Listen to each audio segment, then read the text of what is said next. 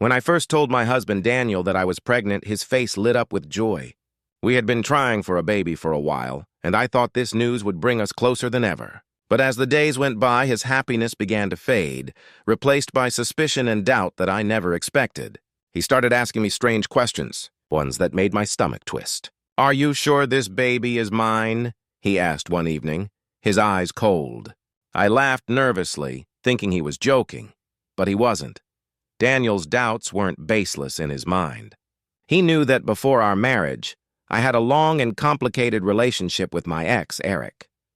Though I hadn't spoken to Eric in years, Daniel couldn't let go of the idea that somehow my past was still haunting us. When I told him the pregnancy happened during a time when we were together and faithful, he just shook his head and muttered, "It's too convenient."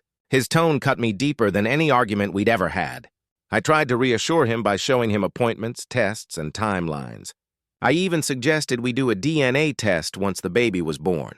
But instead of calming him, the offer only made him angrier. "So, you're already planning for the possibility it's not mine," he snapped. I felt trapped in a nightmare, accused of something I hadn't done, with no way to prove my innocence until months later. Nights became unbearable. Daniel would lie awake, tossing and turning, and when I reached out to touch him, he would pull away. Meals were silent, and our once warm and affectionate home turned cold. I started crying in the bathroom just so he wouldn't see how broken I was. Carrying his child should have been the happiest time of my life. Yet it felt like punishment for a crime I never committed. His threats began soon after. "If that baby isn't mine, I'm gone. I won't raise another man's child," he said with finality. The words echoed in my head all day long. The thought of raising a baby alone terrified me. But what hurt more was the realization that the man I loved and trusted didn't believe in me enough to stand by me. I thought of calling Eric just to prove to Daniel that there was no contact between us. But I knew that would only make things worse. I had cut Eric out of my life completely. Yet somehow his shadow lingered, poisoning my marriage. I wondered how fair it was for me to keep defending myself when I had given Daniel no reason to doubt me. Wasn't trust supposed to be the foundation of marriage? My family noticed something was wrong. My sister asked me why Daniel hadn't come to the last doctor's appointment, and I broke down in her arms. She told me to focus on my health and the baby. But how could I when every day felt like walking on glass? The stress was unbearable, and I worried it would affect my child.